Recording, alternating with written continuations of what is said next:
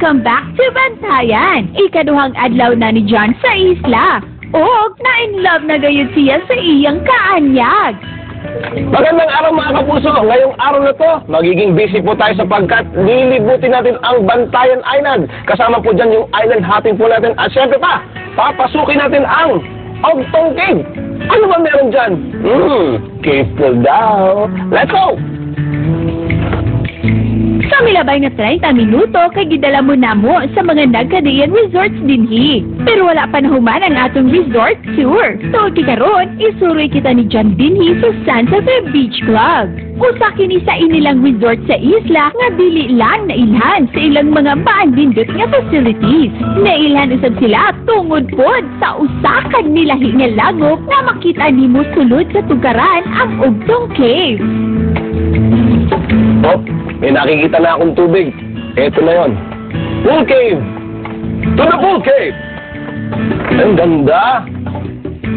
Murag swimming pool ang sulod sa langob. Tinaw ang tubig ug bugnaw kaayo. Ready to swim!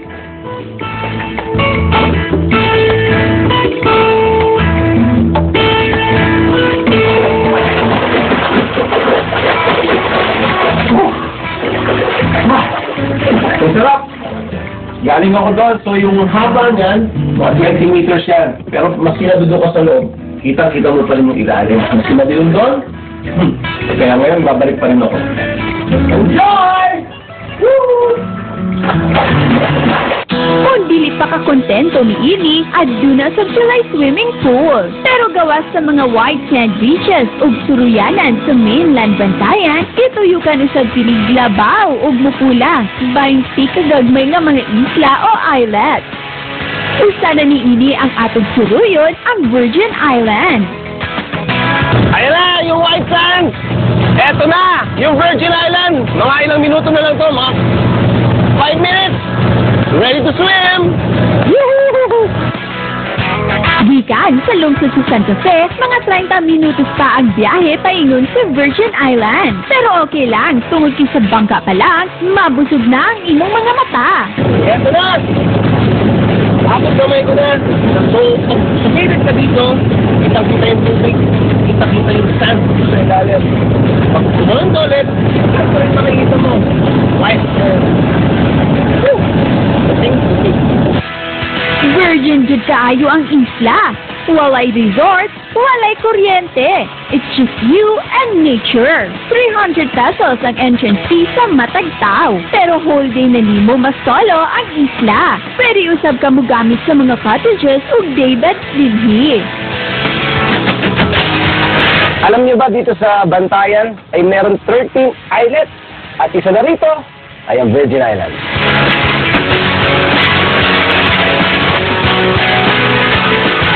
Alam niyo ba na itong lugar ito ay walang nakatira, walang inhabitants? Kaya ito ay Virgin Island.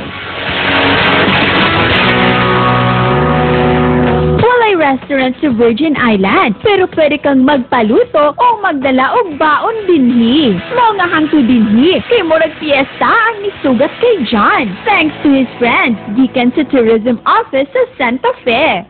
Ang swerte ko naman pagdating ko dito, may welcome tayo na magagandang mga dila. Magandang welcome pa ng masasarap na pagkain. Ay, kasamahan niyo ako dito. Talaga, sir. Naku, ito ba si Bantay? Oo, kaibigan niyo yan. Wow! Lahira jud ang adunay connect. Ikaw na dyan. Ito ang tinatawag na Left Fiesta.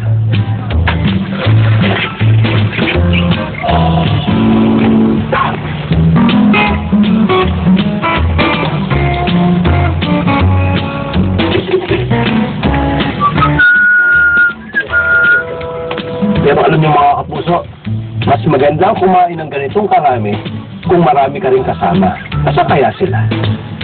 Kain na! Kain na! Kain na! Alin na kayo! Kain na! Ito na! Alin na kayo! Kain na ate! Let's go! Ako, ang dami ko na kasama! Let's go! Eat! Yes! Oh, alin na kayo! Alin na! Alin na! Oh. O pagkahuman mo kaon, mag-relax usa. Mauni ang perfect bakasyon. Oh, pagkatapos kumain ng masarap na tanghalian, ito naman ang gagawin ko ngayon. Magpahinga, mag-swimming, magpahinga, mag-swimming, at mamaya, kakain na naman ako. Pero ngayon, magpapahinga ulit ako.